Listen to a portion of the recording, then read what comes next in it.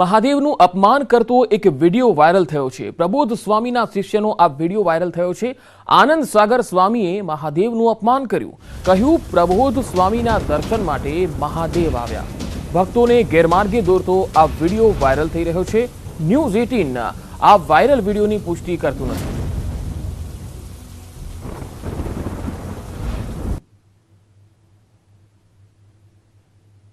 મહાદેવનું અપમાન કરતો આ વાયરલ વિડીયો પ્રબોધ સ્વામીના શિષ્યનો આ વિડીયો છે। આનંદ સાગર સ્વામી કહી રહ્યા છે કે પ્રબોધ સ્વામીના દર્શન માટે મહાદેવ આવ્યા। ભક્તોને ગેરમાર્ગે દોરતો આ વિડીયો વાયરલ થઈ રહ્યો છે। જો કે ન્યૂઝ 18 આ વિડીયોની પુષ્ટિ કરતું નથી।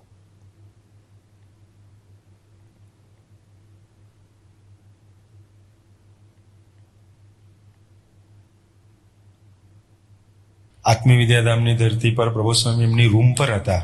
નિશિતભાઈને બોલાવ્યા અને કીધું કે જા એવીડીના મેઇન ગેટ પાસે જા।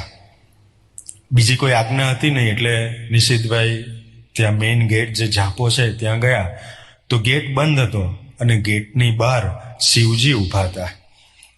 પ્રોપર નિશિતભાઈ વર્ણન કર્યું મને કે આપણે પિક્ચરમાં ને એમાં કેવી રીતે જોઈએ એવી રીતે શિવજી જટાવાળા, નાગબાગ વીટેલો, રુદ્રાક્ષ પહેરેલી, ત્રિશુલ હાથમાં, બધી જ પ્રોપર્ટીની સાથે વ્યવસ્થિત ઉભેલા હતા। પછી નિશિતભાઈએ પ્રાર્થના કરી કે આપ અહીંયા સુધી આવ્યા છો તો અંદર પધારો, પ્રબોધ સ્વામીજીના પણ આપને દર્શન થઈ જાય। ત્યારે શિવજીએ એમને કીધું કે પ્રબોધ સ્વામીના દર્શન મને થાય એવા હજી મારા પુણ્ય જાગ્રત નથી થયા, પણ મને તમારા દર્શન થઈ ગયા એ મારા અહોભાગ્ય છે। તો આનંદ સાગર સ્વામીનો આ વિડીયો વાયરલ થયા બાદ રોષની લાગણી છે। સૌરાષ્ટ્ર કચ્છ બ્રહ્મ સમાજે રોષ વ્યક્ત કર્યો છે। વિવિધ જિલ્લાઓમાં પોલીસ ફરિયાદ નોંધાવશે। સનાતન ધર્મને બદનામ કરવાની આ કોશિશ છે એવું તેમનું કહેવું છે। તેમણે કહ્યું છે કે શાસ્ત્રમાં ઉલ્લેખ ન હોય એ પ્રકારની વાતો આ સંત જે રીતે કરી રહ્યા છે એ દુર્ભાગ્યપૂર્ણ છે।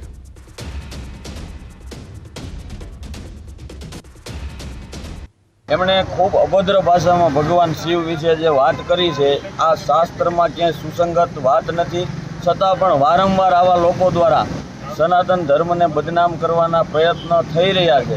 તો અમારે આ બાબતે અમે રોષ વ્યક્ત કરીએ છીએ। અમે પોલીસમાં વિવિધ જિલ્લાની પોલીસ સ્ટેશનમાં આના વિરુદ્ધ ફરિયાદ પણ દાખલ કરાવવાના છીએ।